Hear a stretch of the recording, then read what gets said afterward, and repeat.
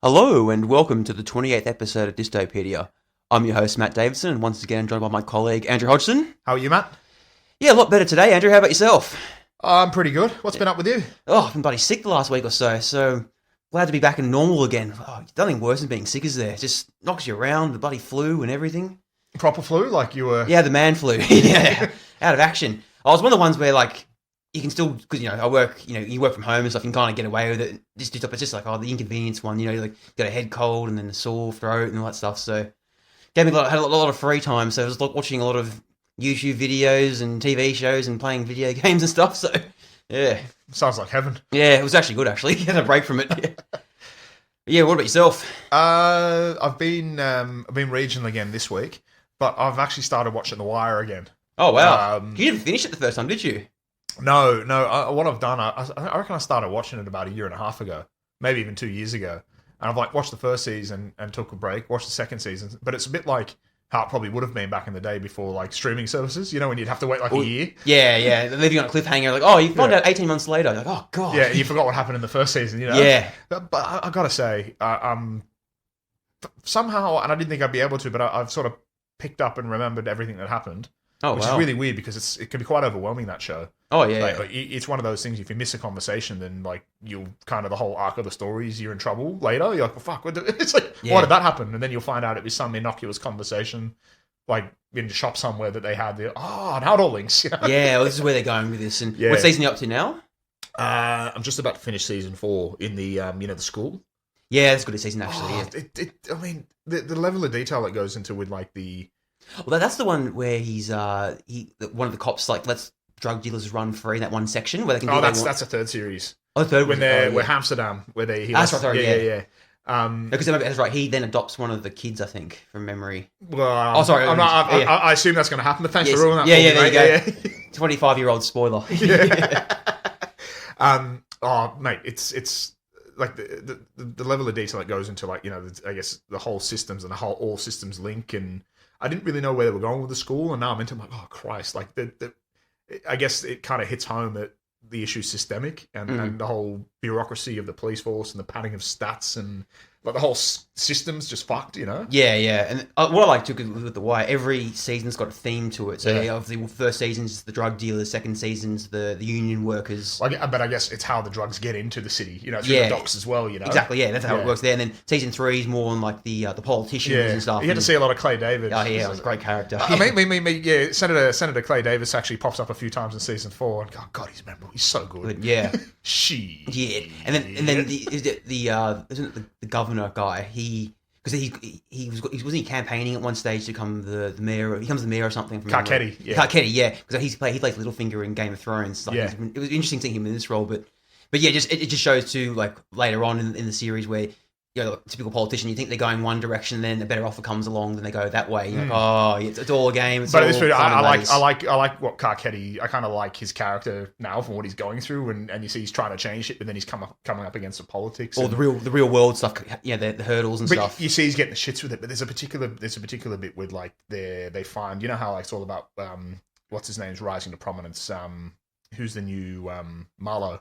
Marlowe's rising to prominence. Oh, Marlowe, yeah. But you see, a lot of the people they're killing, they're hiding them in the vacants in the houses, and then the police uncover one, and they uncover heaps of bodies, and it all becomes about oh shit, we're near the end of the year. If we sort of discover all these bodies now, the murder rate will go up 10%. So should we wait until the new year? And it's all don't you fucking open those doors and bring us new bodies? We're already. It's fuck. It's all the politics of it.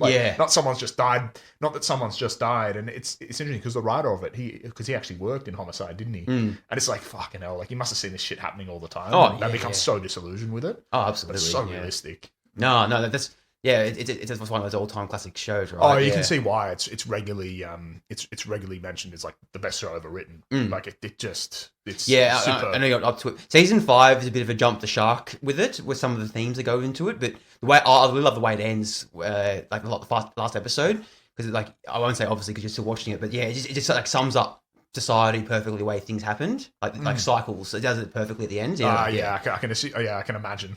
Yeah. Well, I've been I'll stick with there. I played actually a really fun game. I've never heard of it actually. It's one of those hidden gems that came out in the mid 2000s. It's called Mercenaries: Playground Destruction. It was made by the same people that made Star Wars Battlefront games. Yes, it's very cartoony looking, right?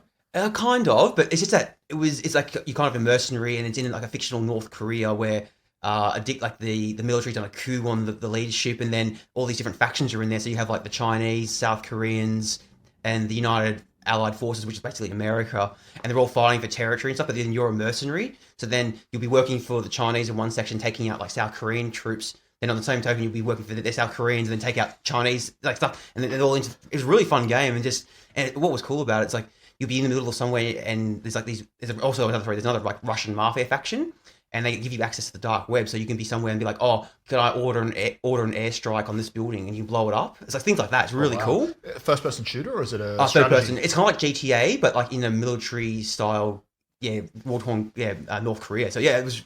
It's just back in those days, it was just fun gameplay, and then also like an interesting story as well. So yeah, I highly recommend if you any gamers out there, give it a go. Yeah.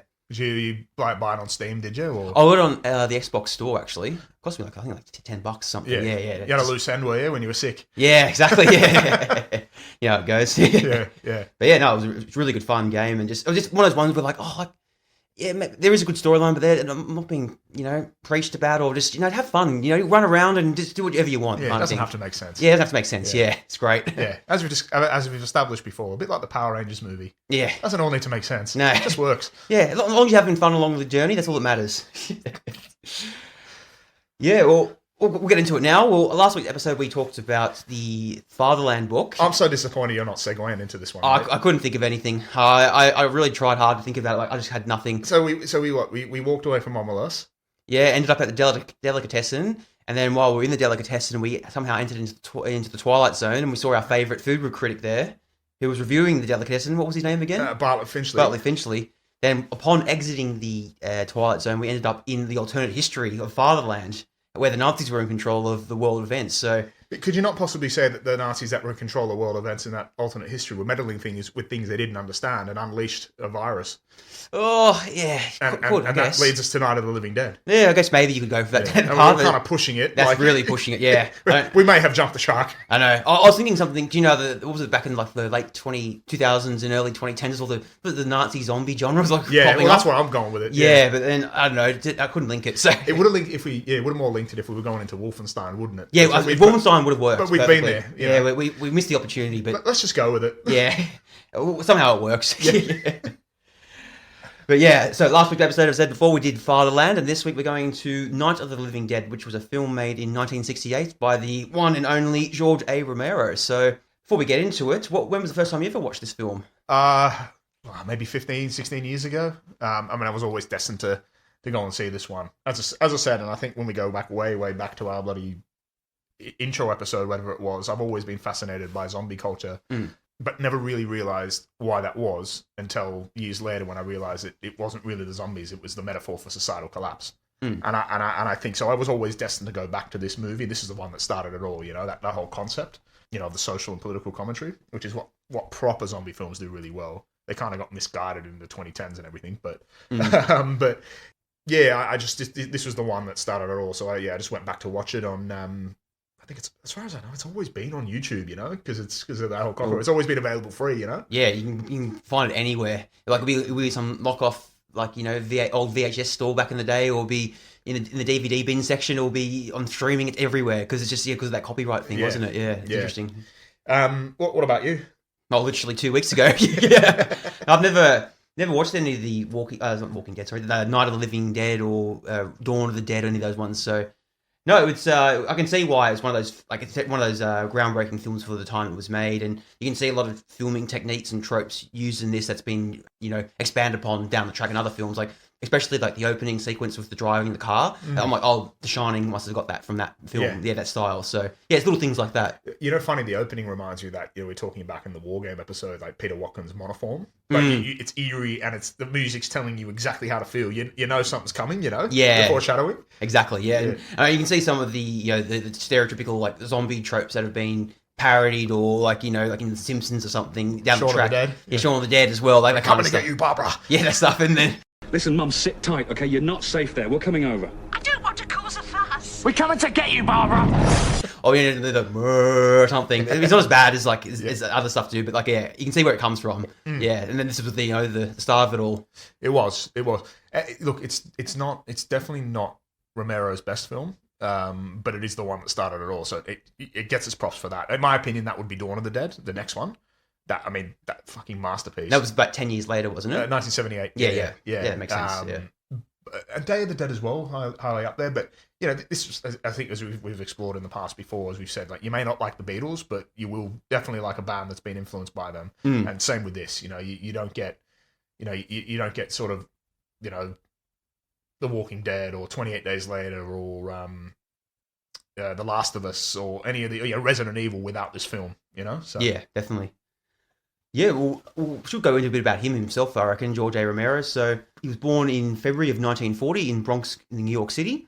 So his father was Cuban of Spanish descent, and his mum was a Lutheran American. His father was a commercial artist, and the family lived in the Bronx until he was a teenager. And from a young age, he showed a real passion for filmmaking. So that always seemed to be his calling going forward.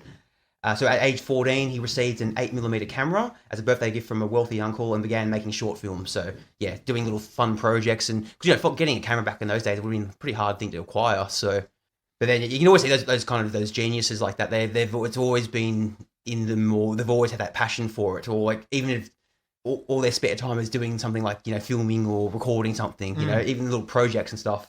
So one of his early projects was Man from Meteor in 1954, and this apparently led to an arrest for throwing a burning dummy from a rooftop or something. Yeah.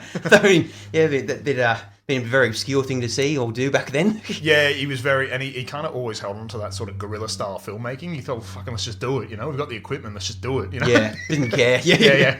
Yeah, he's got it saying captured on film, it's done. Move on to the next one. So. Yeah, so one of his big inspirations was the film called The Tales of Hoffman back in 1951 by Michael Powell and Emmerich Pressburger. And he used to rent this apparently all the time, like on repeat at a local shop in Manhattan. So, and I believe at the same shop he used to run into the old young Martin Scorsese as well. No, well, so the story goes, yeah, apparently because I was listening to an interview with him, so he was talking about this film, and he used to I think he used to rent movies a lot, and he'd always have like screenings and stuff at his house, so highly illegal, whatever he was doing. But then he'd show some of his favorite movies, but he would always go to rent films, and all his favorite films are gone. But this movie, The Tales of Hoffman, always used to be there. And he thought, I'll give that a go. And I think he cites this as the best film ever made. It's the one that got him that he wanted to become a director off the back of it and everything. Yeah. And he would always rent it and show people.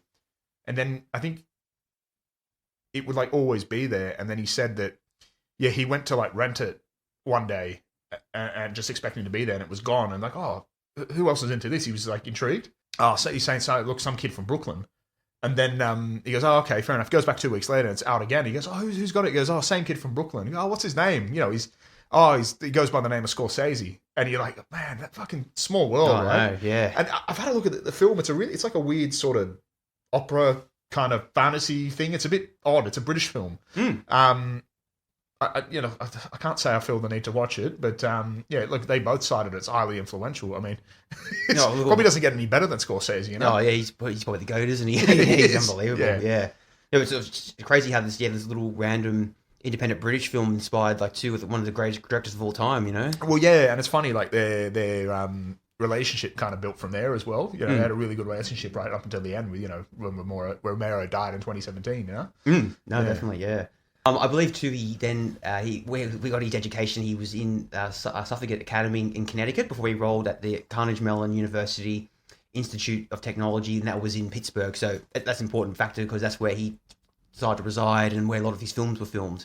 After graduation, he stayed in Pittsburgh, drove in the local film scene. He founded the Latent Image Production Company, creating short films, TV commercials, and industrial films for clients like Kohler and Heinz. So apparently one of his most early works and segments was for the children's shows Mr. Rogers' Neighborhood. Old Mr. Rogers, very famous, iconic TV personality. Yeah, I see that. And I guess this is where he kind of learned a lot of that, studio discipline, right? With some of his filming techniques, how to make intimacy through framing and how pacing shapes emotion. And it's kind of ironic that it's probably one of the gentlest TV shows in history, which helped him make one of the bleakest horror films. He kind of turned all that sort of stuff on its head. Yeah. But But I guess you'd learn, yeah, as you said, like the fundamentals and the being on cue and on point and the techniques and the staying on script, but staying on point and target, and yeah, it makes sense. And I think because it was where it was, I think where it was filmed, like I think local Pittsburgh television, and the money would have been tight. It would have taught him how to like film on like a tight budget as well. Oh, which yeah. would have been very important. Well, the thing is too, like Pittsburgh as a city is a very working class factory city. It's a very blue collar place. So yeah, you can imagine that would have been a big factor in it as well. Yeah. So apparently, too, the episode in particular was called when Mr. Rogers undergoes tonsillitis or something, a whimsical project. Ironically, sparked that's what kind of sparked him into making the film, into horror genre. Sorry, yeah. So I don't know how those two correlate, but must have somehow worked. I think he also he mentions he kind of because he was obviously with Latent Image, the company we're talking about. He was making, as you say, I think you got the shits with he's making toothpaste and beer commercials and those industry films, those corny ones, and he was kind of it would have taught him the formula, but I think he kind of got the shits with the creative ceiling. Yeah, I think, and his whole thing was a bit saying just throwing the dummy, the burning dummy that he got arrested for. I think he supposedly said well, we've got the cameras, we've got the crew, why don't we just make a movie? Why indeed? It's just that you could kind of do that back then. It's like you just had an idea and the audacity to do it. Yeah, you're half the way there. Yeah, it kind of reminds a bit like of Rod Sterling a bit. How he was in that the advertising industry as well, and then he's like, no, I want to do my own thing. I'm being stifled in this sector, so I want to go explore and make my own. He obviously did Twilight Zone, but then he's gone into his own projects as well. Yeah, and it was like I guess the golden age really. You could just run with it. You just had there. What were you telling me the other day about Mad Max? Oh, this was this was like a family friend of my dad's. He helped finance the making of Mad Max with George Miller, the director, because apparently he was a doctor working on the side, but they had the passion for filmmaking, and he took a major risk, gathering resources to film Mad Max, and then one of his best mates, who was a friend of my dad, helped put his a couple 5 or 6 grand towards it, something like that, and then came air quotes, a producer or something, helped finance it, but. Yeah, and then took a major risk, and because he was good mates with him, he's like, "No, I'm happy to back you. I'm happy to see you do your projects." And then obviously the rest is history with Mad Max. It became one of the most iconic films of especially the Australian film industry. And then took George Miller's career off the next level. So, but it just that similar kind of trope happens with George A. Romero when he was trying to get money for this film. He had a lot of friends helping him out, getting budgets and stuff as well, helping finance. Well, that's right. And I think he went on there and he created They created a production company. What did he call it? Image 10. So him and 9 friends, I think, all put in $600, $6,000, and they're away. They just started filming. Real guerrilla filmmaking style, not a lot of permits. Just getting out there, relying on extras, friends they knew, friends they'd work with. And there's stories. There's stories here with they just. I think eventually the final budget to the film grew to around $114,000, and they just went bit by bit. Just bit by bit shooting footage and then taking what they had, showing potential investors, and then they would contribute $3 to $5 grand at a time, and they would just keep going like that. Just sort of. I mean, it must have been a nightmare for some of the actors and continuity, which some of that you do see in the film. There is sort of continuity errors all the way through. Oh yeah, but it almost doesn't matter, Yeah. And there's a bit bit of campiness and but then it's his first film project, so there's going to be of course little errors here and there, and it revolutionized the horror genre and kicked off what we know today as the modern zombie. Oh yeah. Prior to this, the zombies were that sort of Haitian voodoo folklore. The one that there'd be one all encompassing one, and you kill the head one and they all die. It was a lot of those that folklore stuff. Yeah. I mean, in actual fact, they didn't even call them zombies. They were ghouls or flesh eaters. Yeah. We'll get into that later, but I'll just go a bit. So obviously, after making this film, he went on. Then that's what sparked this whole, the Living Dead series and zombie genre or whatever you want to call it. But that was this film was the laid the foundations. It was the genesis of it, and it sparked it all. And as you said with the Beatles reference, how many things have been inspired by it. As you said, it was done in previous episode, 28 Days Later, talked about the Resident Evil series and video games, The Walking Dead, things like that. Everything's all can come back. Some have inspiration from this. Funny, with 28 Days Later, and again, we'll get into this later, but it's funny with there's parallels between the legacy of 28 Days Later and the legacy of this with events that happen outside of it or that were out of its control, which contributed to the legacy of it. Correlation, very interesting. Yeah, definitely. So other stuff he explored too. Like he did other things. He did like he had did other diverse kind of themes as well. Some of the other works was There's Always Vanilla in 1971, and that's like kind of like a drama about urban alienation. He did Season of Witch in 1972. The Crazies, apparently that one's a very good film, very iconic film. And you know what? There's a remake of that which isn't so bad either. Yeah, that's in 2010 or something, 2011, around then. Yeah, around that. So Timothy Oliphant on it. It actually is not a bad. Good actor, actually. Timothy Oliphant. It's not a bad remake. There was a Dawn of the Dead remake too by Zack Snyder, which is incredibly good. Which I never thought I'd say, but sorry, I'll stay on target. That's right. Now, just going through some of he did another one called Martin, and which earned him critical acclaim for that. And 1981, he directed Night Riders, which is the festival hit about motorcycle jousters, and that was apparently his first collaboration with Stephen King, who made a cameo in it. Yeah, cool. So that's pretty cool. Then later on, he did other things like the Tales of the Dark Side, which is a horror anthology thing he kind of produced. And then later in his career, back into the late 80s, early 90s, did another one called Monkey Shines, Two Evil Eyes, and The Dark Half. Later in his career, which I found really interesting, he also ventured into video games. So he voiced himself in Call of Duty Black Ops. Yeah. That's amazing. And he directed, I think you told me this before, but he directed the Resident Evil 2 commercial. Yeah, well, it's interesting. So he was actually approached to do the Resident Evil movie, the original one that came out. So he was approached in 1998 off the back of that live action commercial, because a lot of people, you see that commercial, like, oh my god, like the way he just captured it. He captured what the game that came on to become. That commercial only aired in Japan due to contract disputes. But popular enough that Capcom briefly considered him for the first Resident Evil film. He actually declined it at first. I think he said, I don't want to make another film with zombies in it, and I couldn't make a movie based on something that ain't mine. That's what he's quoted. But he actually later submitted a script, and that script is available online. Oh wow! If you ever read it, you're just thinking, oh, what the fuck? And so he came back. He submitted that script. There's actually a documentary on it too. Oh, supposedly, which I haven't seen, but I have read that script, and he just he captures it. What could have been? Talk about sliding doors moments. It was rejected in favor of Paul W.S. Anderson's, and we get that beautiful series that we see now, that's what the fuck were Capcom thinking? I don't know. Yeah. I mean, it did go on to make a lot of money, but it pissed off a lot of people. Oh yeah, they dropped the ball big time, didn't they? Yeah, they really did, and have never got it right since. But at the end of the day, it's still making money, isn't it? So that's all they care that's the about. thing. It made money because off the back of people like me just going like, I know shit, I'm going to go and see it anyway. It's got Resident Evil. Stick it on it. So there'd be all these characters you wouldn't know, and then in like the fourth and fifth, like, oh, you remember Leon from the second game? Well, here he is at number 5, but no reason why he's there. It's just that sort of shit. You're like, oh, yeah, I accept it.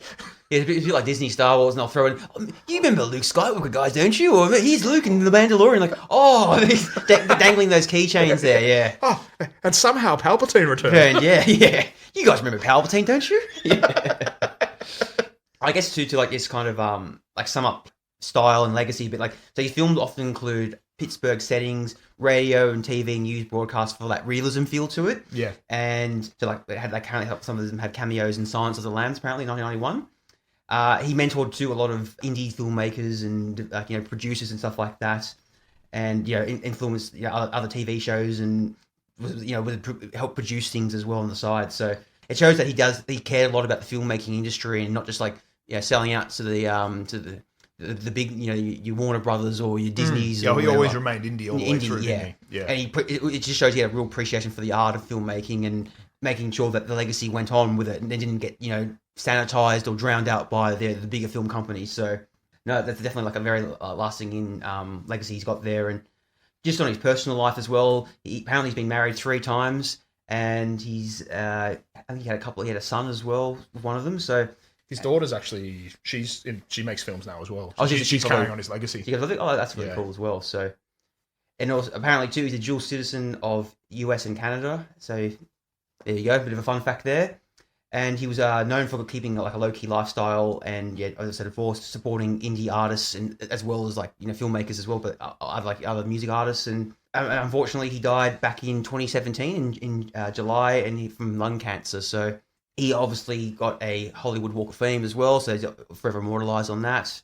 And yeah, he's been obviously referred to as the father of the zombie film, father of the zombie genre. His work, like we said before, his fingerprints are all through modern zombie style, or those kind of filmmaking techniques and styles of that horror genres, all through. His legacy's there and forever will be there. So No, he's definitely one of those famous pioneer filmmakers, isn't he?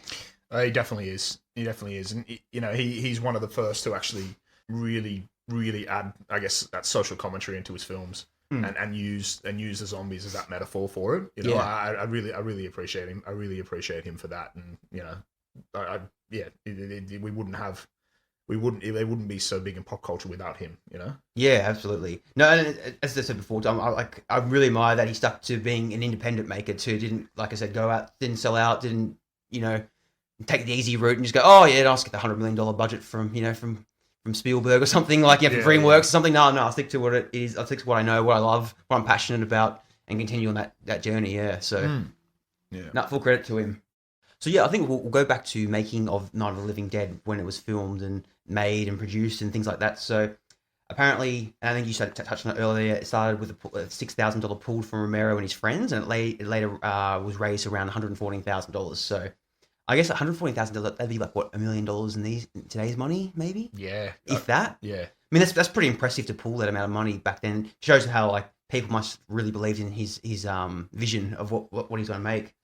And yeah, so the main investors were close friends, family, and then local Pittsburgh business owners. So I think he's one of those guys that he could build rapport with people and have good relationships and connections and stuff. You can really see that in the way he comes across, Yeah, exactly.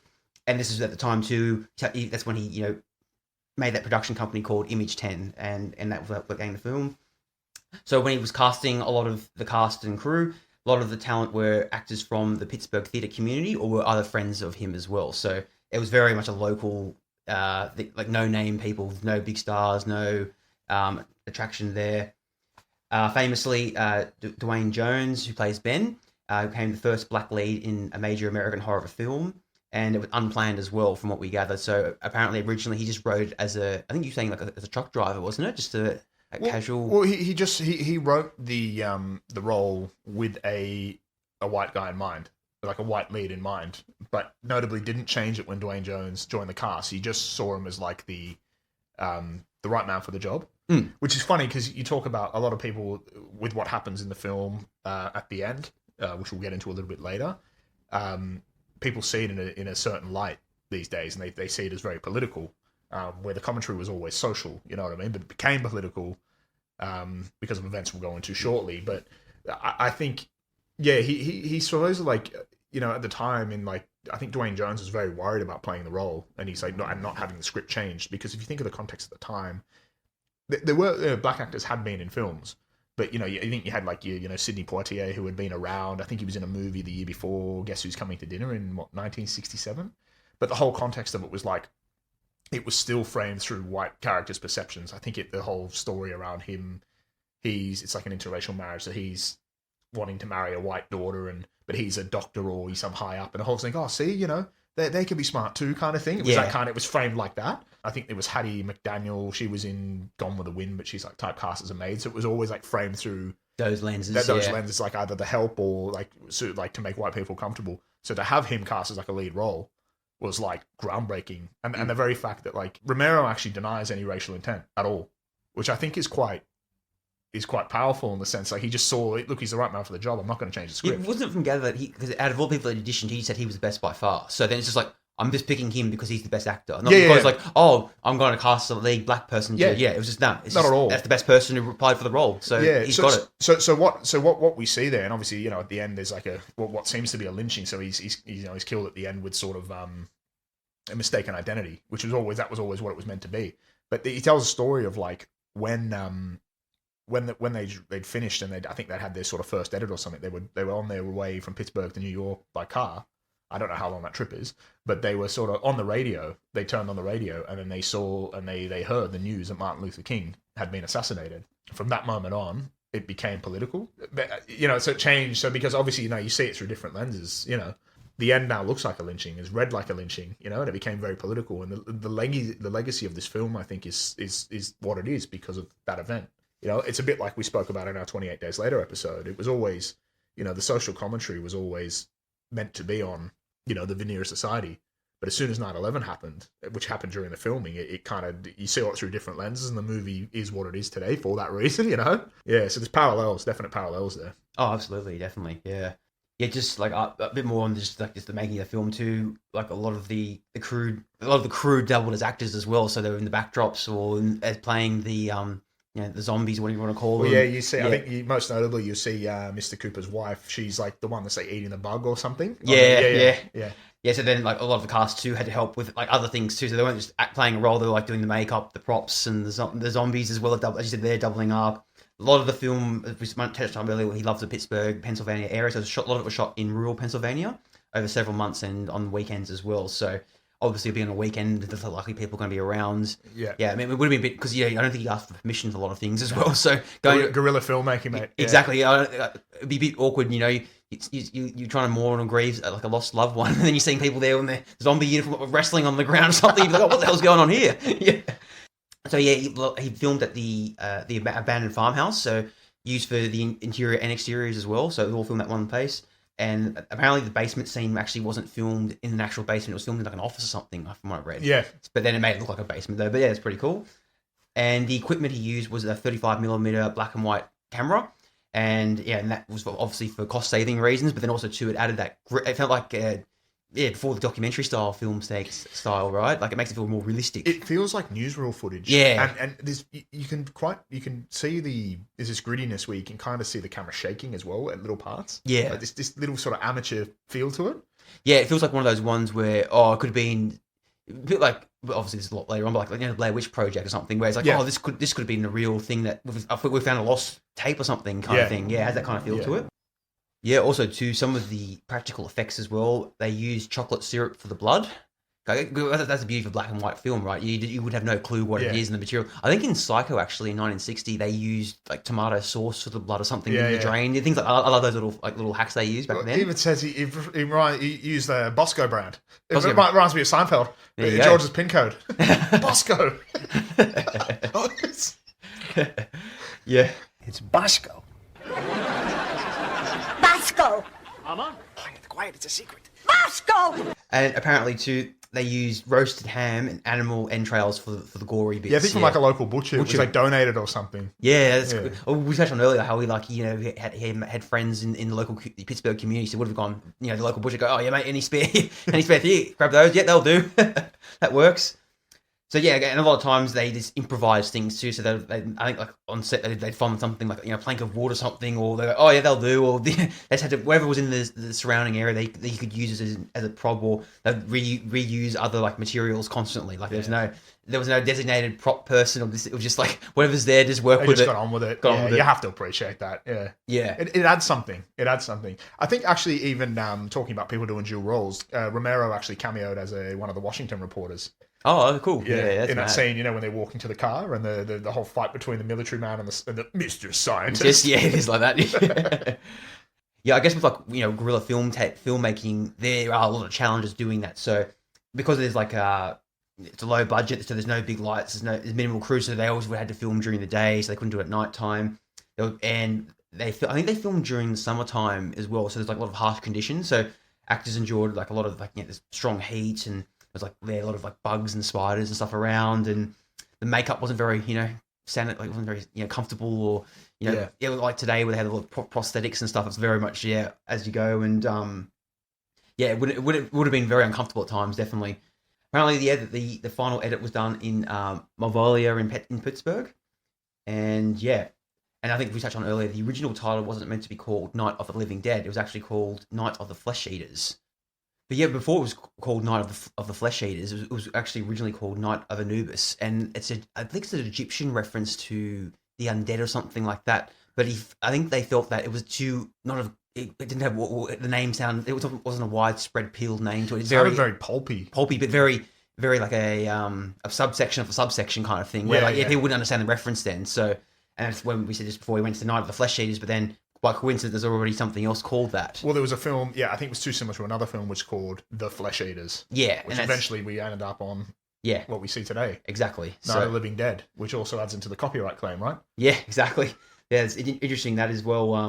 Well, before we get to the copyright thing, it was released in then October 1968, and it had no NPAA rating. So that meant that a lot of like young people and children and stuff saw the film, and would have caused a big controversy seeing that kind of stuff too, because a bit more sanitized back then, weren't they? So it would have been a bit freaky. The film then grossed over $30 million worldwide, so it became one of the most profitable independent films of all time. And yeah, and as we said, this was like the foundation film that broke it into the mainstream, the zombie genre, and it revolutionized the horror genre in general as well. So, but yeah, further on to that, we'll get into the copyright mishap if you want to lead with that. Well, yeah, I think it came along the line. So when they changed the title from Night of the Flesh Eaters to Night of the Living Dead, they missed some paperwork, and they didn't actually change the copyright was on Night of the Flesh Eaters and not Night of the Living Dead. So hence why he never really made any money on the film, and the film was available for free. It's available everywhere. Yeah. But it's what I guess got zombies into the mainstream, but he didn't get rich from it. But you get the sense that he didn't really care, you know what I mean? But there's been countless spawns and remakes of it, you know? Well, you could argue that by it being not copyright in the public domain, that it allowed it to be spread quicker and, get that underground recognition as well. And then people, as I said, you could buy it at a DVD bin store or VHS back corner thing, or there was no, you didn't have to pirate it or anything like that. So, and then it would have got more recognition too. And I think another reason too why it took off as well is that around that time in the late 60s, apparently, the drive-in theaters was a big thing. So, people would go watch a horror film or something, and, with their, young teenagers, as they do with these cars, and, that'd be one of the films to watch, was all freaky and stuff. So, yeah, so as I was saying before, it was, because of that, it allowed it to be cheap and easy to broadcast, remake kind of thing, and get it around there. So, yeah, he lost apparently millions in revenues, you said before, and it kind of I think a big reason why then he wanted to keep making the Living Dead saga continues because of that early mishap, to make a bit of revenue back from some money back, some money back. Which you can't blame him. So no. But I guess the long term effects of it is that it allowed him to catch on to the zombie craze, and it also became like a cautionary tale for all filmmakers that make sure you cross your T's and dot your I's. Yeah. So make sure the paperwork's done correctly. So it's one of those famous cases. Definitely. Yeah. Yeah. Look, I think we touched on it a little bit before about the the casting of Duane Jones and the political turn that this movie took in the end after the assassination of Martin Luther King. It's very much a product of its time. Now, I know Romero kind of denies any racial intent. I guess that the point that he was really making with this film is that the zombies just represented a metaphor for societal collapse, essentially, and how people, at its core, it's really about something sort of unbelievable or extraordinary, like the Dead Rising, could be happening, but people will still find a way to fight and argue about who's right. And the clash of ideologies is a little bit about American idealism, a little bit of consumerism thrown in there, but as called, it became political after as I said, the assassination of Martin Luther King. And looking at the context, I think for some historical context of this film, you've only got to look at America in 1968. I couldn't believe, when I was doing the research for this, so of all these events happening, I didn't know they happened so close to one another, and it all seems to be, it's like one of the most turbulent years in modern American history. As a lead up to it, 1963, when JFK is assassinated, you got 1964, the Gulf of Tonkin incident happens, so the escalations in Vietnam. You've got the Watts riots in Los Angeles in 1965, where 34 dead, 1,000 plus injured. You've got the Newark riots in 1967, which I think started with the police beating of a black cab driver by the name of John William Smith. 26 died there. 1967, you have the Detroit riots. So it was a police raid on a bar, I think celebrating Vietnam vets. 43 people died, 1,200 people injured, 7,000 arrested, 2,000 buildings destroyed, tanks and troops deployed. In 1967, there was due to escalations in Vietnam, there was 100,000 anti-war protests. There was a march on the Pentagon with 100,000 anti-war protesters.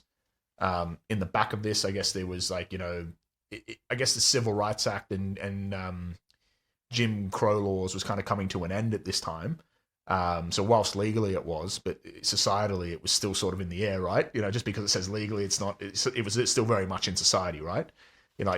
Segregation. The Civil Rights Act in '64 outlawed segregation in public spaces and employment discrimination. The Voting Rights Act in 1965 outlawed discriminatory voting barriers, Yeah, I mean, black voter registration skyrocketed, but racism, poverty, and police brutality still persisted nationwide. Just because you think you fix it legally, systemically, it still exists, right? And you would somewhat argue still exists to this day. Yeah, I'll just go into the events too, because this film came out in 1968, and I never realized how many significant things happened in 1968 till like, when you watch those documentaries or you read about certain events in American history, it gets blended into late 60s or something, where 68 actually had a lot of significant events. Yeah. And I'd argue it's probably like the biggest turning point of like the public's perception and trust of the government in that year. So you start in January of 1968. You have the Tet Offensive, obviously, and the Tet Offensive, people don't know, was when the Viet Cong decided to do a massive attack on 30 South Vietnamese cities and towns around the Vietnamese holiday of the Tet. And there's supposedly a ceasefire at the time, wasn't there? Yeah, it was under the impression that, because it's a public, it'd be like attacking on Christmas Day or something for us in the West. And what was so significant about it was, even though it technically wasn't a victory it was kind of like a stalemate in the end, but it caught everyone off guard completely, and it kind of reaffirmed that this war was pointless, and it was that they were trying. Well, it was unwinnable, wasn't it? Oh, it was being portrayed still that, oh no, we're on the, we're winning this war, and then this was like a completely just threw that into a spanner in the works completely and changed perception, because there was a lot of journalists on the ground there reporting on it as well as it was happening. You could say sort of like the 9/11 before 9/11, really, wasn't it? Yeah, when it was. The reality hit. Fucking hell. Well, literally, like the Viet Cong they stormed the U.S. embassy. Like, it was a complete shock to them, the system, and no one knew that it got to that, how bad it got. So, I guess like then later on in the year, in March, Senator Eugene McCarthy does really well in the Democratic primaries. So it kind of signaled to the Democrats that President Johnson was very vulnerable, and he was very unpopular. And while this didn't come out until next year, in March, the famous My Lai massacre happened. Yeah. And that became another turning point for the Vietnam War. People that know the Lai massacre was when U.S. Marines were in a Vietnamese village, considered North Vietnamese village. And they basically massacred women and children indiscriminately and just purged the place. It's off the back of that. Like, there was a lot of stats padding at the time, wasn't there? And it was off the back of those search and destroy missions. So ideally, they'd come around hours earlier saying, if you're still in this village, you're an enemy, and they just sort of basically slaughtered everyone, didn't they? Yeah, no, it was a war crime. It was a war crime. Definition of a war crime. Yeah. Absolutely, yeah. And as I said, that didn't come out till later in 1969, but still, it happened that year. And then later in the month, Johnson saw the writing on the wall, said he will not be re-elected, which is, it's very shocking for a president at that time to do something like that, to not try and seek re-election. Then literally a week later, Martin Luther King's assassinated in Memphis, and riots erupts in over 100 US cities. Well, I think on Martin Luther King, because I think it aims at that assassination, or that event alone, adds a lot to the legacy of this film, but also, I mean, I think there was the split and the generational divide in what, we've spoken about before with Martin Luther King, his insistence on non-violent protests. We spoke about Civil disobedience. But there was a fact, there was a split even in his camp where a lot of him and the preachers and of a certain age, there was a more militant youth coming through. We see the Black Panther movement, everything. It was becoming more militant. Meeting violence with violence, which, as we know, doesn't work. But all this was in the air at the time. There's the real feel of a loss of control. Yeah, and this is around the same time after he passed away. Also, after he was assassinated, the Fair Housing Act was brought in, and this passed in the wake of his assassination, prohibiting discrimination in housing.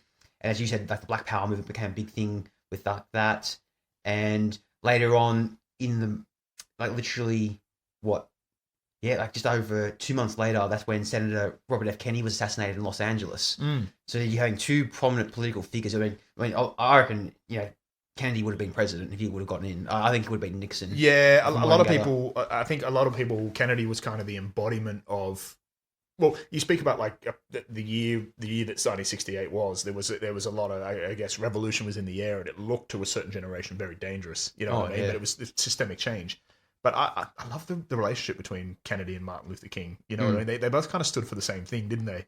Well, that famous scene too when King was assassinated in Indianapolis. He calmed the crowd down. Yeah, he calmed the crowd down. Oh. He broke the news of it too to the people. You've seen, I mean, I would recommend anyone. It's about a 5-minute speech. not usually a very emotional person, but it kind of, every time I see that, it always brings a tear to my eye in that sense, because you hear him talking to his aides before, saying, do they know? Like, do they know? And that's a predominantly black crowd. And I think there was hundreds of cities at that time burning and looting. Yeah. And it was disorder, and rightly so, right? Because, I would recommend anyone to go and listen to that speech. Just how far we fucking fallen, in a time of like great division, he was trying to bring everyone together, and the crowd ends up cheering. What a moment in time. For those of you who are black and are tempted to be filled with hatred and mistrust of the injustice of such an act against all white people, I would only say that I can also feel in my own heart the same kind of feeling.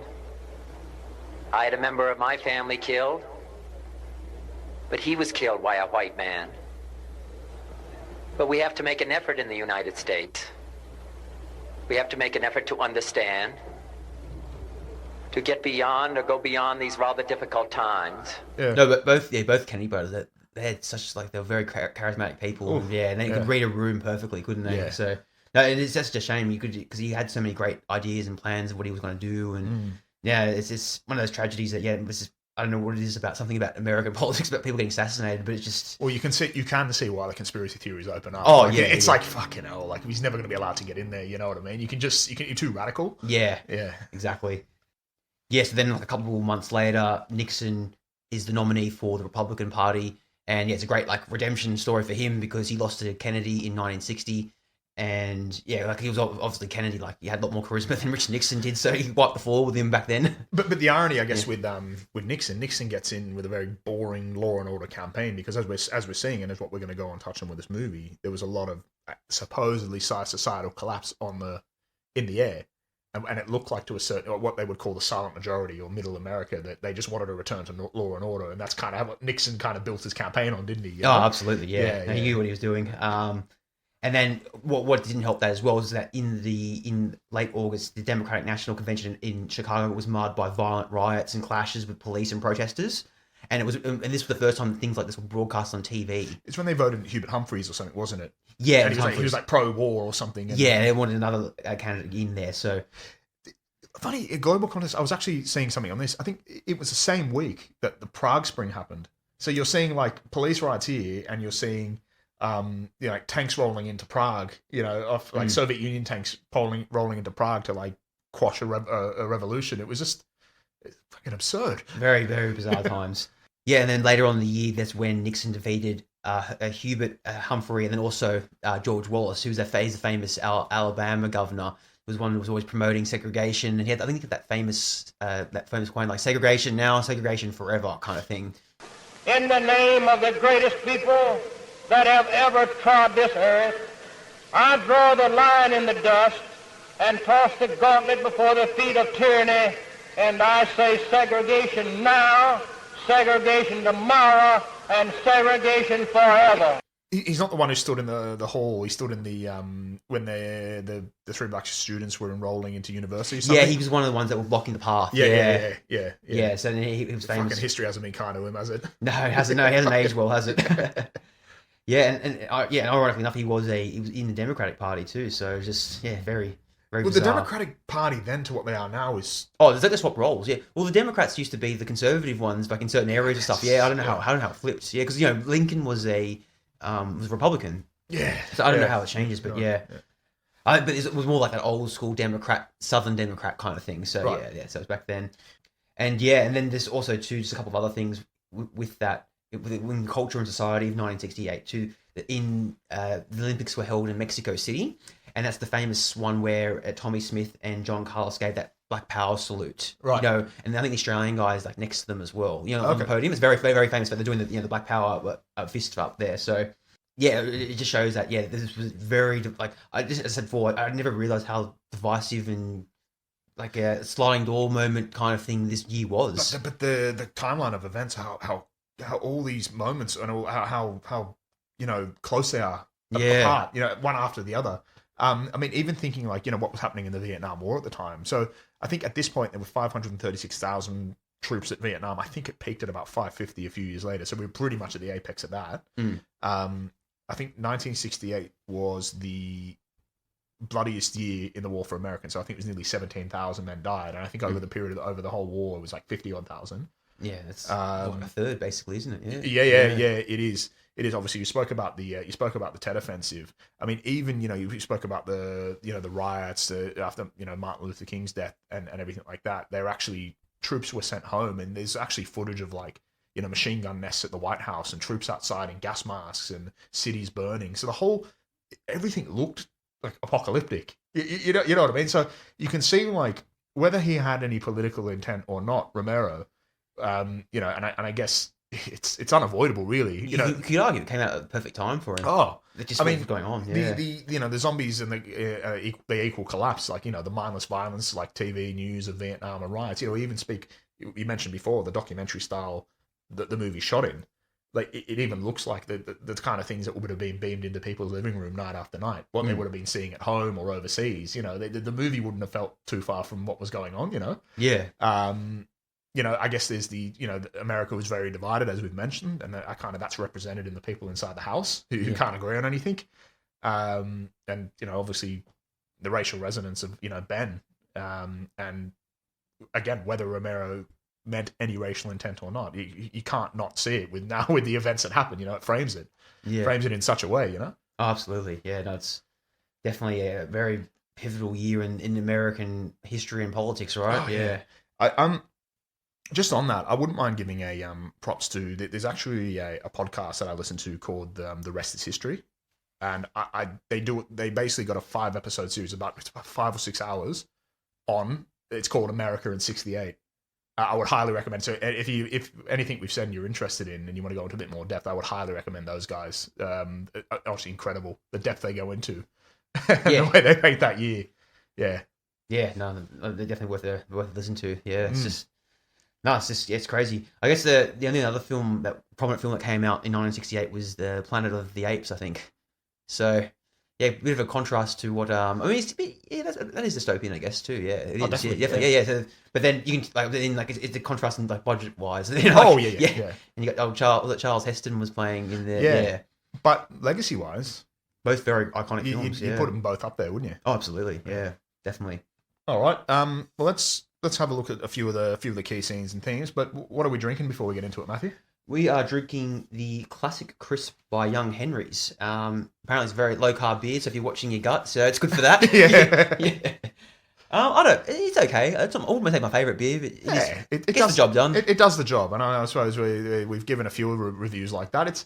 It's a mid strength. I don't know.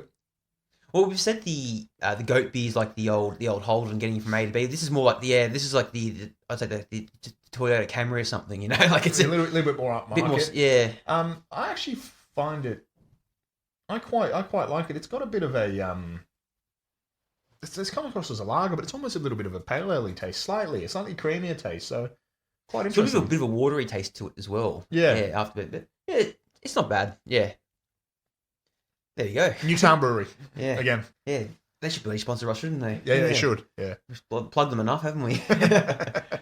I'll get into a quick summary here. So, George A. Romero's Night of the Living Dead begins with siblings Barbara and Johnny attacked in a cemetery, forcing Barbara to seek refuge in a farmhouse. There she meets Ben, who takes charge as more survivors emerge from the basement, including the Coopers and a young couple. As the dead gather outside, the group descends into conflict, arguing over whether to hide in the cellar or defend the house. Failed escape attempts, rising paranoia, and the infection of young Karen lead to a night of horror, with Ben the sole survivor by dawn. In a bleak twist, he's mistaken for one of the ghouls by a rural posse and shot. His body discarded on a burning pyre alongside the undead. Yeah, there you go. We've already mentioned the opening, like how iconic that was with the car coming after the house and the music, and it's very ominous, it's foreshadowing, something's coming, right? And I always I spoke about it before, but the most notable line really of the scene is that they're coming to get you, Barbara. Yeah. It's a bit of a... They're coming to get you, Barbara. Stop it! They're coming for you, Barbara. They're coming for you. Look, there comes one of them now. Yeah, it's funny. When I first heard that, I thought that was like some kind of ominous reference in the film or something, but then it ends up as a brother and sister doing like a bit of a playful reminiscence of their childhood. I'm like, oh, okay. Yeah, that's what makes it even better. Yeah, It's yeah, such a nothing line. Yeah. But they're so iconic, yeah. It really is. It really is. But the one slight little thing I picked up at the start of it when he's now this isn't his full-on attack of consumerism. That comes later in Dawn of the Dead, but the wreath ritual when they're talking about they have to drive like a 6-hour round trip to drop off this wreath. Like, why couldn't we use the one from last year? He's like, well, the wilts and dies. He's like, oh, you could just use a bit of spit and clean it and it'll be fine. And it's always like every year, I wonder how much we spent on this. It's like that. It hits home at that. It was that planned obsolescence thing I was talking about in the thing about machines episode. It's like yeah. Why couldn't you just put a plastic one there? But it's like even in death, there's industry. Right? Yeah. It's like a subscription service or something. You know, it's just yeah. And then you see, and then obviously this is where we've had the coming to get you, Barbara, and then you kind of see the first sort of zombie appear, right? Yeah. It looks like Lurch from Addams Family or something. Yeah, he does. Yeah. It's very interesting the way it happened because like obviously for me watching it the first time, I know all the tropes, I know all the filming techniques, I've seen it from other stuff, but yeah, I imagine at the time too. Yeah, seeing it was very ominous in a way. Yeah, and the way he appears in the background, walking around like aimlessly, you'd be thinking, what's going on there? It's a bit bizarre. Like, yeah, but then turns out he's actually got other intentions, hasn't he? Well, yeah, and that's the thing. Like, the first thing you notice, so if you're like a zombie fan and everything, you look back and they don't move. They're more human in their movement, right? Yeah. We see them like he's smashing a window or he's like. Yeah, that caught me off guard actually when I saw that. I'm like, what? When can they use utensils? Well, because that's I think Romero always mentioned that like these were not zombies. They were ghouls or flesh eaters. And this is where, we haven't even mentioned it before, but one of the biggest influences on this was that book I read, I Am Legend. Yeah. By Richard Matheson. And they sort of they're very reminiscent. They're actually quite faithful to the vampires that you kind of read about in that book. And even in I Am Legend, they're not vampires as like we think of vampires. They kind of like they're sort of infected with this vampire-like virus, so they're kind of almost like evolved humans, sort of thing. So you can see that it is quite faithful. Like there's a lot of similarities between Night of the Living Dead and I Am Legend, particularly with them.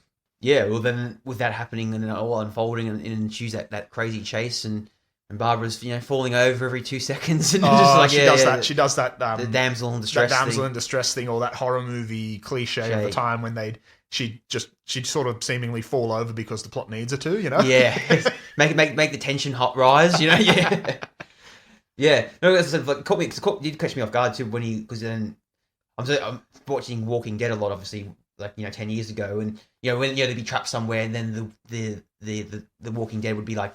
The zombies be on the window going, ooh, battering things, but then he actually like grabs the rock and smashes the window. I was like, oh, well, I didn't know they can use equipment like that. Yeah, because you said like it's more of like a ghoul kind of thing. And well, yeah, that's the point. To him, the word zombie was associated with like voodoo folklore or Haitian folklore. It wasn't. Yeah, these were just meant to be flesh eaters. That was kind of the point of them. Yeah, exactly. Yeah, and to be honest, they didn't even matter. Like, it doesn't even matter why it happened. That's the point, right? Like, it's about the pursuit, the chase and stuff. And she pulls the handbrake and then drives the car, and then it's very convenient. Yeah, but no, it's part of the fun, isn't it? And then she somehow makes her way to the abandoned farmhouse, right? And then while she's in there, that's when we met to our main character, right? Old was it Ben? Well, yeah, we see, she's going around the house, and then, Ben appears, as she's leaving. You see the lights flash on, and then, you introduce the Ben, who's, as I say, he's, the first things first, I think for audiences at the time, with what was happening, for like a black lead, it would have been shocking for people. And for him to be so, like, authoritative and logical and like... Yeah, the main character. It would have been, like, honestly shocking for people, It's funny, because, when I saw it, I was like... because, these days, we're used to seeing, races of all kinds in movies and television and stuff, that I remember thinking, like, oh yeah, they're the main character, but then also like, oh shit, actually, when this came out, this would have been very ahead of its time in that way, because you don't see that. Well, as I say, like Jim Crow laws and all that sort of stuff would have, I think, the mid to late 60s when it was out. It was around this time anyway. But all right, whilst it was outlawed legally, it would have still been very much prevalent in society. So it would have been shocking for people. And hats off to George A. Romero for sort of throwing him in, because listening to him speak about Duane Jones, he's very worried about he read the script and he's very worried about this casting. And George Romero and I think a few other people around him were saying, "Oh, come on, man, it's 1968. We're past all this sort of thing. What are you worried about?" Yeah. And you think, fucking hell, like, yeah, a lot of these issues are still fucking prevalent now, you know? And you think back then, and it's, incredible. Yeah, well, like, I guess so with this film, like, you can break it up into basically like what 3 parts, right? So the obviously the intro, and then the house scene where they're all under there, and like, you know, he's trying to barricade it up, and I think she's still like kind of distressed and stuff, right? Is So she like in shock? Catatonic, yeah. She kind of just comes numb to it all because she just saw her brother taken out or something, but then she's still not sure if he's alive or not. Well, it's the minute she sees that dead body upstairs that she kind of, fuck, Barbara annoys me. Yeah, she's an annoying character. Yeah. Yeah, I was hoping for the flesh eaters to get her, actually. Well, there's that bit, where she's where you see her, and she's talking about I think when Ben, Duane Jones' character, he's boarded up the house, he's fucking done everything, she's not even helping, and she's talking about the way how he survived and some of the things he saw and where he picked up the truck and what was going on, and she tells her story about, Johnny was doing this and he was making fun of me and I was laughing and then I went to say sorry to the guy who was making fun of me. Like, and I don't know if this is like one of the continuity errors in the film, you know, how we were talking about before, where it's like, well, obviously that's not what happened. She sort of just didn't say anything to the ghoul and she wasn't laughing, she was scared. So either it's because she's like shocked, or it's continuity errors, or I think, you know, Romero, I think, let the actors write their own lines and they just sort of went off script a little bit as well. So it could have been all 3, you know, but there's that bit when she's like going on about it and she's like, oh, Johnny's still out there, and she's screaming like, oh, shut the fuck up. You know, and she's like, so it's just let her go. Yeah. She's holding us down. Like, she's giving you back, mate. Don't worry about it. Yeah. Yeah. And she kind of goes, she sort of starts going nuts and wants to go outside. And this is where we get to that, you know, that slap scene. Yeah. Which, look, I've seen movies from that time where the women have sort of been slapped or something. It seemed to, I'm not going to say acceptable at the time, but failsafe comes to mind. You know, in the first scene when, you know, the woman's saying something and he slaps her, but it was always coming from like a white guy or something. Now, I'm not sitting here saying Ben's wrong for slapping her, because it was the logical thing to do, right? You know, like at the time she was going to go out and she was a danger to both of them. So he had to restrain her. So he kind of had to knock her out, right? Yeah. Like for audiences at the time, I didn't really think anything of it, but I think like as I say, you know, slapping wasn't unheard of, but for a black man to strike a white woman at that time in the you know, on film, like on that, film, portrayed like that, far more charge, you know, like the actual, you know, we've spoken about like the racial dimension, you know, for the, you know, the Jim Crow legacy, like for decades, you know, these laws were kind of demonized, like, you know, black men as hypersexual, violent, dangerous to white women, and this kind of myth, you know, justified segregation and some of the lynchings that happened.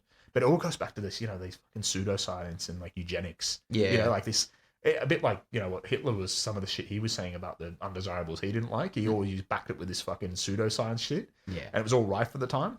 But like, I think in 1967, so the year before this film came out, it actually, interracial marriage was legal. It only legalized the year before this came. Yeah, so there's a famous case, Loving v. Virginia. But so obviously again, so, you know, it was legalized, but still it was socially taboo and risky. You know, you hear of states at the time like very dangerous to be walking down the street as like an interracial couple. Oh yeah. Even now there's some places I think in the deep south and that where you just don't go, you know, if that's, you know, like that. So, you know, we spoke about before that Sidney Poitier movie, Guess Who's Coming to Dinner in 1967. It kind of presented interracial romance in the safest way possible, right? So Poitier was like kind of the perfect doctor, and he had a white upper class fiance, so it kind of like carefully reassured audiences. But, you know, Night of the Living Dead, I guess it just ignores all those kind of careful guardrails and just fucking it's straight into it, you know? Oh yeah. Just saying, I mean, that moment would have carried so much weight, like, and it kind of like the weight of like, you know, hundreds and hundreds of years of probably racial mythology. Yeah, well, it went on after that too. There's a wrestling YouTuber I watch, and he was talking because he's biracial, and he was raised in the 70s, and he was saying, because what happened was his mum took her own life, and she and he's half black, and he got adopted by his mum's sister, and he asked her growing up, and because he was adopted, and he had growing up, what was the hardest thing about? And this is in Virginia too, in Virginia, like near the South area. And he said, well, what was the hardest thing about raising me? And she goes, oh, when I was going to the grocery stores and people giving me the look. And that, it's still that those racial tensions there, and like half black kid, how disgraceful, kind of like that just the look of it, like the taboo, yeah. And this is in the late 1970s too, so this is 10 years after this was filmed, so it's definitely was still prevalent back then, and even more so like going forward, yeah. You could imagine how the scene would have been taken. You know, I guess we think nothing of it these days, but you say, ooh, fucking hell, like that's it kind of would have been, all those myths that people heard. It would have, but it's almost like George A. Romero, he didn't give a shit. It is what it is, and it's for survival. The fact that he's black doesn't bother me. Yeah. So you either accept it or fuck off, basically. Like, I love that about him, Yeah, well, it's what you think of it logically, too. If society had to collapse because of an outbreak of flesh-eating people, then, you're in a local location and there's a black person, they're going to be there. Like, it's in like, like, oh, no, it's got to be the perfect blonde hair, blue eyes kind of... It doesn't work like it. It's realistic. No, it completely adds to the realism of it. Yeah, exactly.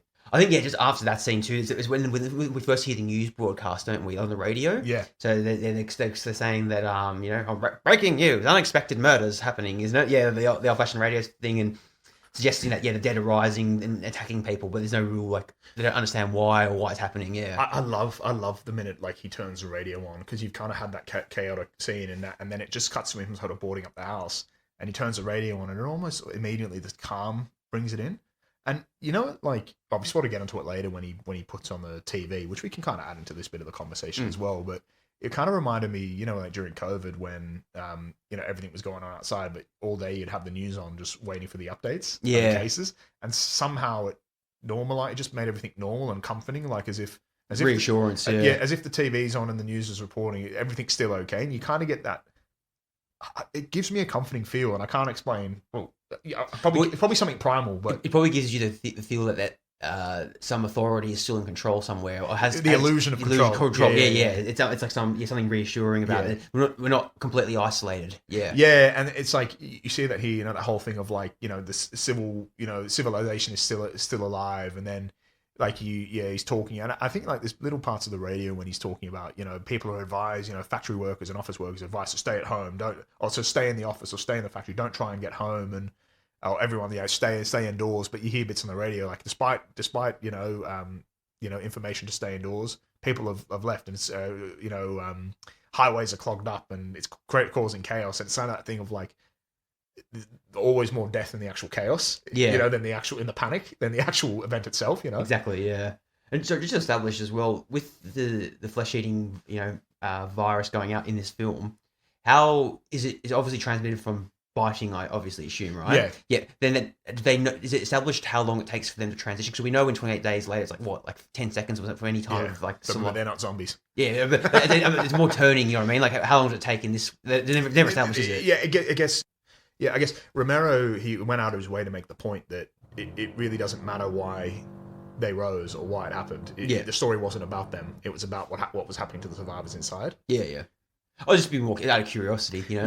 In the lore, I guess. What we do know, Romero's zombies. All right, I think it happens. It transmits through bites, but Romero's zombies just return from the dead. So anyone who's died will return from the dead. Right. So you could die from a heart attack and you'll come back. A bit like the Walking Dead goes down that road. The virus is in them already. Yeah. So there's a little bit where I think the TV starts to speculate that, the Venus probe radiation, it's all playing to that Cold War sciences. And, we would have the space race at this time as well. And there was that genuine fear about like the Soviet Union launching nuclear missiles from space, however fucking impossible that is. Yeah. But there was that genuine fear in the air. Yeah, definitely. Yeah, you can see those coming in. I guess at this point too, this is when we're introduced to Harry and Helen, and they're into daughter Karen, and they've been hiding in the cellar as well as the whole time, and Tom and his girlfriend Judy are there too. So this is when like it's kind of comes like a society in a microcosm, doesn't it? It does. And tension builds where Harry wants everyone to stay in the cellar, and then Ben's like, no, it's be safer to board everything up on the main floor because it's more like leeway protection, because if someone broke in and we're all in the cellar, like there's nowhere to go. Where at least out in the middle floor section, there's escape plans, right? Yeah, and I think this is the core theme of the movie. Yeah, this as you say, society in microcosm. Where you've got like the but you see like the Coopers and the sorry, what was his name? Is it Tom? Tom, yeah. Yeah, he comes up from the cellar after, but they don't come up when like they hear Barbara screams and they hear all the commotion, but they only come up later. Like, oh, you know, we there could have been those things up there. He's like, well, you hear someone screaming, you don't come up and help. He goes, oh, how do we know? Why would we leave a safe place? It kind of adds into that like American individualism, you know. You know, like that. Oh, I'm safe. Why would I'm okay. Why would I bother? Why would I risk helping you? You know. Yeah, I've got my own family to look after. I don't care about the others. Yeah. And you kind of see that sort of breakdown of society a little bit there. Well, always, you know, we've always keep using the veneer of society, right? Inherently, we are selfish people, and you would argue Mr. Cooper's probably right because he's got a wife and injured daughter. You know, so he's probably making the logical choice. But I think straight away you kind of see that. You see that the clash of ideologies between him and Ben, right? You know, where Ben's like, you know, we need to board this house and, you know, we can board this house up and make it secure and we're safer up here because we've got plenty of escape routes. But then Mr. Cooper, rightly so, is sort of saying that, you know, there's too many windows, there's too many weak points. The safest place is the cellar. And in a way, they're kind of both right. Yeah, well, you'd argue if you don't make any noise and you, like, lock the door there, you just wait for them to go away, but then if they do discover you, it's kind of like one of those double or nothing risks, isn't it? But then if they do get in, you always got the cellar to fall back on. But, you know, and it's a funny thing, you would argue that both of them are right. Yeah. But therefore, like, if they work together, then they could absolutely, they probably could have absolutely survived. They could have absolutely boarded up the house and in the worst case scenario, gone to the cellar. Yeah. You know, but this is what, I think this is the crux of what Romero was trying to get at. And it's like, so the logical choice is to like pull the resources and work together. But they don't. It quickly becomes like, oh, who's right? You know, clash of ideologies. Who's right? You know, it takes so much through this. Oh, it comes one of those things. Yeah, too many chefs in the kitchen, right? Yeah, you need that one. Yeah. But you know, the allegory. It's the fucking. It's communism versus capitalism. It's you know what I mean. It's like it's not about we're right. Our way's right. Why can't we just all work in harmony? But we're just not like that. No. And even with the extraordinary events of happening outside and the dead rising, which is unbelievable, people will still find a way to clash. You know? I think that's the point that it's making. Yeah, definitely.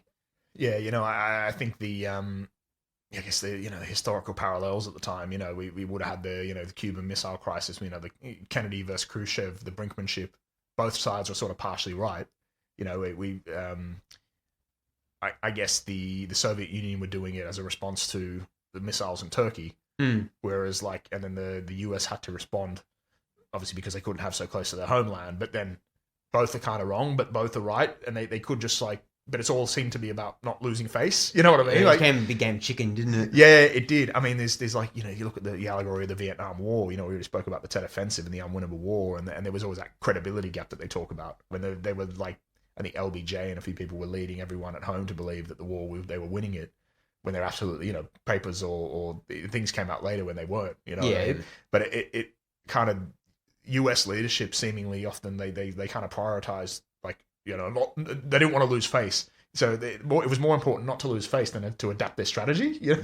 Yeah. It's all that optics. You know, it's like, it's that pride in being right, and it outweighed anything of like any sort of strategic decision. You know, that's, you know, this argument here it's kind of like that in microcosm, isn't it? Definitely. Yeah, it's I guess the curse of, well, I don't know, is it the curse of power, I suppose? Yeah, and also too, it kind of like, it strips it back into human basic instincts as well. When you're that fight or flight survival mechanics kicking in, and then it comes every man for himself, or a bit like, you know, in those situations, some people rise to the occasion, some they're selfish and out for themselves kind of thing as well. So and both those characters encapsulate that, don't they? They really do. And what I find, I like Mr. Cooper's wife, Helen Cooper. You know, when he comes downstairs and he's blowing off steam, like, oh, he's an idiot, he's going to get them all killed, blah, blah, you know, like, you know, he's boarding up the house, what an idiot. And then she's like, oh, I think he says something, and she says, like, sarcastically, oh, I know it's important to be right, isn't it, hun? You know, like, almost like everything that's going on. She's speaking sense. Yeah, she's the one making logical sense in that way, Yeah, she's taking the piss out of him as well. Yeah. I guess, after the, you know, those kind of heated tension moments, and like that's when our first TV broadcast comes on, and so that's when the authorities confirm that the crisis is actually nationwide, it's not like a local thing. Sorry, what's interesting, you know, when like they're all having that argument and he's gone downstairs and they've gone to their faces, then they sort of say, oh, we found a TV, like, oh, they've got a TV, and it changes everything. And I wonder if that's a critique on like them becoming zombies to the TV at the time. I'm assuming it was something, definitely a reference to that. But yes, the authorities confirm that this is not just like a local thing; it's nationwide. Scientists suggest that radiation from a space probe may be reviving the dead. Who knows? It's good theory. TV reports that the only way to kill the flesh eaters is by destroying the brain or burning the body. That's where the famous trope comes from as well. It does. Yeah, so it's a very establishing point. And then this is when more ghouls start to gather outside, and they're pounding the windows, and Ben organises more defensive positions with the doors and wooden planks and things like that. But I think with the TV, like, it's interesting with the news reports, like it still rolls on, and the story, and there's little bits they say, like, each moment this story becomes more gruesome with every passing report. It's all about the spectacle of it. Yeah. And you see the way it's framed, and they're reporting the news, and it's kind of that, as you say, that news culture that we kind of explored in RoboCop and everything, isn't it? Yeah, the 80s takes it onto steroids, doesn't it? Yeah, it does. CNN, this is really the start the of birth of it. Yeah, and like somehow, because it's framed in a news report, it doesn't feel real. Yeah, and it's sort of like, the apocalypse is kind of now content. They keep going. He explores this really well in his next film as well. And then, like, when I think it cuts to Washington, and then you see there's a meeting, and they're coming back, and there's a military leader and a scientific leader, and there's kind of these supposed experts, and one's saying one thing, one's saying another, one's being told to shut up by the military guy, and it's all these, like, everyone's pretending they've got control of a situation when they obviously don't. Like what happens? We think we can control nature, and we can't. Yeah. Exactly. Yeah. Or like, also too, that they're not sure how to react to it either. They're just like, oh yeah, do this. No, I should do that kind of thing. And we saw that through COVID, didn't we? We absolutely did. Yeah. Funny how that everything comes back to COVID, doesn't it? Well, yeah. We saw it from all sides. So this is where, and then after this scene too, this is when they start to do their first, like, kind of group planned escape, right? So they decide to refuel Ben's truck at a nearby pump, and that's when Ben, Tom, and Judy go outside. Obviously, this didn't go to plan, so Tom spills the gasoline, ignites the truck, explodes, killing Tom and Judy instantly, and then their bodies are consumed by the ghouls. Yeah. So, it is a bit stupid. Yeah, it's a bit... That's our silly Tom. He's very much like, oh, gee, where's Mr. Cooper? Wouldn't it be good if we all got along? He's that sort of saying, oh, what do you want to do, Mr. Cooper? Yeah, it has a bit of that vibe to it of Citizen Kane. Remember like Citizen Kane's he's news director or something. He's like, oh boy, Mr. Thing, what are we going to do now? Like, he's very much that sort of guy. I've got, we're shaking our arms, by the way, for people who can't see us. Yeah, Patches O'Houlihan. Yeah, like that. Yeah, Patches O'Houlihan. That's right, Timmy. Patches O'Houlihan, 7-time ADAA All-Star, is here to take you the rest of the way. Jeepers, really? You betcha, champ. He's very much like that.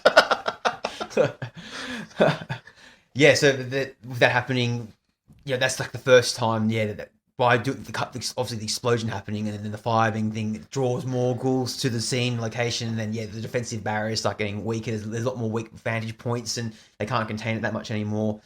So the horde starts to grow, breaks the barriers down, and the big turning point too was in the cellar too, where Karen, the daughter, dies of her wounds, and this was very controversial at the time to show a child dying like that on camera, and then coming back and attacking that knife scene when she's killing her mum. That's pretty brutal.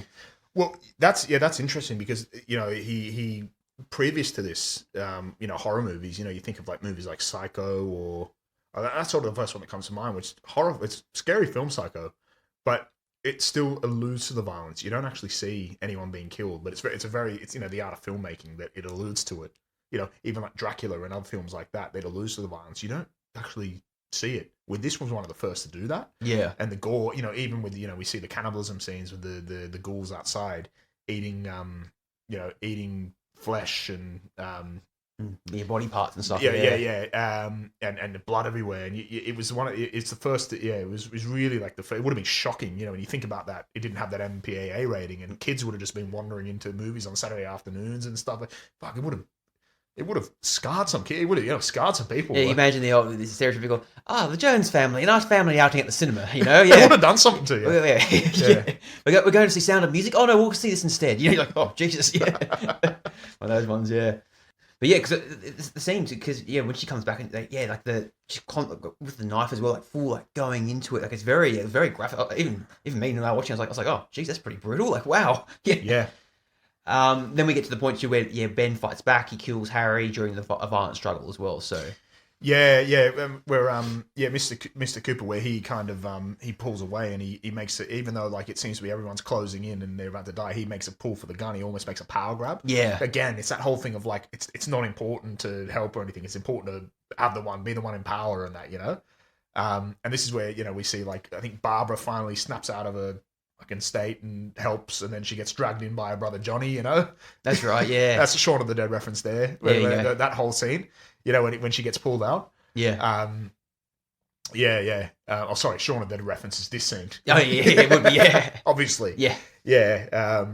But I think prior to this, and then you actually see, I think it's important for later, you see on the news reports when they're actually going around with the armed posses and everything, aren't they? And it shows the news reporting, and you've got like, you know, guys with guns, and you can't help but, you know, I guess it's like mob rules coming in now. So society's collapsed, and now it's mob rule. Now it's like, you know, I guess similar to like, we spoke about it in the road a little bit, right? You know, like these people banding together, and it's just guns, and that's going to keep order now. Like the system's collapsed, but the news is kind of still framing it as like, oh, it's all under control, but in actual fact, it's not, because kind of like mob rule has taken over society. Yeah. Well, you also could be viewed in a way like they're just like cleansing the area or whatever it is, as in like they're getting rid of all the potential threats and just killing things left, right, and center, kind of thing. It kind of reminded me a bit of remember in Chernobyl when they're having to kill all the animals, and that's a heartbreaking scene. Yeah. But they have to do it because they're all infected, so they've got no choice. Yeah. But it also, like, this would have played into that whole, again, as you said, the normalization of the Vietnam War. Like, they would have been seeing this on the screen as well, you know, talking to the commanders, oh, whatever, yeah, we got them over there, and, you know, like, it would have played into all, like, the footage being beamed into people's homes at the time. Obviously, what you know, happens later, the armed mob, I mean, the way it's framed with the Martin Luther King thing as well. Yeah. No, definitely. That would have been a big factor in it as well. But yeah, like, after that violent struggle, then, like, Ben retreats alone in the cellar, and he kills then Harry and Helen when they come back as flesh eaters as well. And this is when we get touch on what you were saying. Well, ironically, he's the very place he wanted to avoid is now the safest place, right? Yeah, that as well. The ire is not lost there, is it? Yeah. But then like he kind of waits out the night, and that's when the next morning, that's when we start to see those armed posses, as you were touching on before, sweeping the countryside. Like they're just like, you know, doing what the government said to do, like whether they're shooting them in the head or burning the corpses. That seems to have it there. And this is where it comes to that, you know, probably the most iconic, famous scenes from the film too, where Ben, you know, he kind of emerges out of the cellar a bit caution, and he's mistaken as a ghoul himself, and they just prior to that, you're seeing them just shoot every zombie in sight. Yeah. And he just shoots Ben through the window, and he just obviously follows the dead, and he's dragged with hooks and thrown into the fire with the other people that have died. So, and as I said, when I first watched this part, I took it as like, oh, I never took it as the racial connotation to it, as like but then thinking about it, like, oh, I can see how it could be portrayed that way as well. Well, yeah, particularly after, as you say, what happened with Martin Luther King, that changed everything. You know, I think the movie came out in October, that happened in April. Yeah. As we said, they were on their way to show it to prospective distributors, and it completely changed the meaning of the film. Yeah. And you can only really see the end of this as like a lynching, can't you? But it looks as though, you know, with the armed posse, like the fact that like, and it kind of feels like the point they were making was that, like, I guess he's mistaken for a ghoul or other, or an undesirable. You know, whether it be a ghoul, whether it be a black guy, there's no kind of there's no difference. Or it felt like, oh yeah, it's a perfect opportunity just to like, oh sorry, my finger slipped. Oh, I thought he's coming right for us, you know. Yeah, definitely. But the whole thing of like, again, it plays into the whole thing of like, it was never about the ghouls. It was about the breakdown of order. It was about the breakdown of humanity and the societal collapse, and this absolutely plays into that with like the racial connotations as well. Oh, absolutely. Yeah. Like after everything he survived the whole night, and you're thinking, all right, it's going to be a happy ending. He's going to get out. Nah. And you can't help but see his color as being a part of that. Definitely. And I guess too, the film ends very ambiguously as well. You don't know what happens after that. It goes to still photos, doesn't it? And he's like, his body is one with the ghoul, and it just, as I say, it just, that whole like that theme, it just plays on that racial theme so much, you know, he's indistinguishable. But it would have been very groundbreaking at the time too, because there was no ending to it. As in, like, it was kind of just like it happened, but like there was no, oh, yeah, going forward, this is going to go, the issue's been solved, or this is going to fix it, or anything. Like, it's very ambiguous in that way. You don't know where it could go, this new world. Yeah. So, yeah. And that would have been very shocking for the time, right? Yeah. You'd think that, like mob rule would now take over. Yeah. Yeah, where... You think of other horror films too, like I said, you touched on Psycho earlier, like at the end of the day, Norman Bates gets captured and then we know what happens there. And, it gets sold where this one's like, oh no, all the characters got killed off and we don't know if the government takes control again, or we don't know if the mob rule, there's new factions or new, rule of the land now, like, kind of thing, very ambiguous like that. Yeah. So no, we definitely would have been very something outrageous for that time and period for filmmaking. So yeah, no, it's quite the film, isn't it?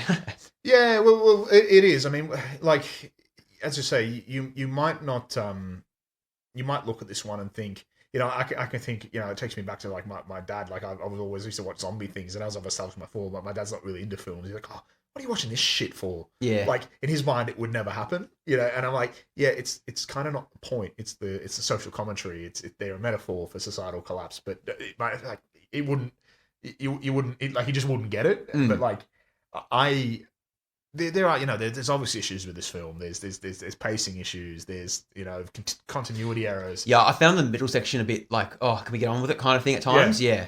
But then that's the style. A lot of those older films are a bit slower than compared to like more like, in the 80s and 90s where it picks up a little bit. I guess it's just a time period thing, Yeah. And look, I love it for what it spawned. And I really appreciate, again, him, just Romero. It's just a groundbreaking film, just a groundbreaking film, and it was the one that started it all. It started all that social commentary, and that's the best thing about zombie films. And I think that was forgotten about. You had Romero. You started this one in 68. The context, it was in the civil rights area. Vietnam and Cold War dread. It was collapse of social order essentially. So as you keep saying, it wasn't about the zombies. It was about people turning on each other when the structures fail. That was the core of this film. It then spawned. He went on to Dawn of the Dead, which is kind of a critique of consumerism that was disguised as like gore-filled action. He went on to Day of the Dead, which was like that real punk rebellion, distrust of the government, Cold War nihilism. These three films that really, like, through the eras, critiqued what was going on. And he goes on to spawn. It takes you get 28 Days Later, you get the Dawn of the Dead remake. World War Z, but the World War Z novel, which was very different to the film. And this is kind of where I think the zombie craze comes into it, with The Walking Dead and everything. And I think the commentary went. I mean, you could say the first couple of seasons of The Walking Dead were pretty good, and then it kind of went a bit silly, like the commentary kind of. I guess the commentary got buried, and Hollywood kind of stripped away the allegory and into like an action spectacle, and that's kind of what spawned. It became like part of pop culture. But then you could argue that's what made zombie genre popular too. Yeah, I guess, but I guess it's like the whole sort of the very thing that it was critiquing, which consumerism, it became part of that pop culture. It's a bit like me having a Rage Against the Machine shirt. You know what I mean? Every time I put that on, I'm thinking, should be wearing this. It's the very thing that swore to destroy. But they sold out to the big studio, so. But I think, there's some great stuff. The Walking Dead was iconic. I still maintain I don't think it's aged very well. But, and there are parts of World War Z, particularly the beginning, that are really good. But then it gets lost in, like, an action movie. And I think people more focus on the actual monsters than they do the commentary. Yeah, and, we're waiting for it to... Yeah. Look, hopefully it will make a return. But I feel like what he set out to do got lost years later. In the translation. Well, also, too, you can see what we touched on earlier about him as well, how he delved into other genres and other films as well. So he wasn't just, like, typecast to that one section, even though he's the father of it all, but he didn't want to be just known just for that as well. And it wasn't about that genre and the action within that genre. It was about what you said, like social commentary and the messaging behind it.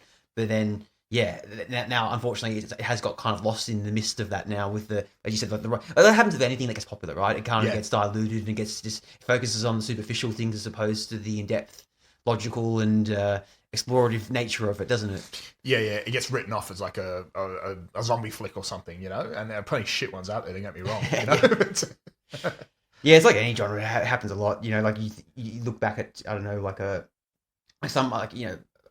psychological horror, and then it comes like these stupid tropes of like dumb teenagers sneaking off into the woods, and then there's a murder out there with an axe, and it just comes like so ridiculous and stuff. Well, yeah, I guess it's like, you talk of like the Blair Witch Project. Now, despite what you think of it, it's iconic and it's groundbreaking. And what can be achieved on like a low budget? Yeah, it absolutely blew expectations. Or early marketing on the internet as well. Blew expectations out the water. But then that whole fucking era of found footage movies, like fucking Paranormal Activity, fucking 1, 2, 3, 4, 5, 6, 7. It just became It's like, for fuck's sake. Not another found footage movie. Yeah, it came the new cash cow. Yeah, it did. Yeah. Yeah, well, it seems that you can't really, no pun intended, you can't kill off the zombie genre, can you? No, it keeps coming back. It will make a comeback, and it'll go through its cycle. I mean, we've seen this before with other genres. Like, remember, I think like 10, 15 years ago, the vampire werewolf thing came really big again through Twilight and other things like that. And yeah, that's faded away. But that and the zombie genre will come back again. It seems like it's a timeless kind of trope, isn't it? Yeah, it's a timeless genre, and it's always a good way. It's always a good way to sort of sneak through social and political commentary. It's always a good vehicle for that. Yeah, definitely. No. Anything else you want to add before we wrap this one up? No, I don't think so. What are we doing next week? Well, actually, we're doing a bit of research for next week's episode later tonight, aren't we? We are. Yeah, so we're heading to a old retro theatre cinema in Sydney called the Hayden Orpheum, located in Cremorne, and they're showcasing. A lot of the time they showcase old films from any genre, any kind of thing. They're most famous for showing The Room, actually, which is that beautiful 2003 film, iconic, wonderful. With Tommy Wiseau. And Neil Breen films, of course. Neil Breen as well. We saw that as well, didn't we? All great directors. Yeah, fantastic. Yeah, they're great when they star, produce, and direct it, don't they? Those ones. Oh, yeah. But we're going actually. They do show other films as well sometimes, old retro ones. But in this case, we're seeing Total Recall by our old mate Paul Verhoeven. Yeah, and not the remake. No, the OG. Yeah. We got. It's the first time we're delving into an Arnie movie as well. Arnold Schwarzenegger. Yeah, I mean Arnie's got a couple of references, but it's good to be solely focusing on him. Yeah. It's good. Yeah, I think we spent the first bloody hour just doing the life and times of Arnold Schwarzenegger, couldn't we? Yeah, what's his best one-liners? Oh, that's and Total Recall has got some really, really underrated one-liners. Oh, definitely. Yeah. And like with anything Paul Verhoeven, we know too, has got some great social commentary and fun elements to it as well. Like a good mix of both. So it's a good piss taker, Paul Verhoeven. Yeah. So yeah, we're looking forward to doing that one. And as always, guys, you can follow us on our socials, which is at Tumblr and Instagram at DystopediaPod. You can shoot us an email at info@dystopediapodcast.com. We're also on YouTube at Dystopedia Podcast. Like, subscribe, comment. Check out our reels, our shorts as well. And on behalf of myself and Andrew, we'll catch you next week. See you next time.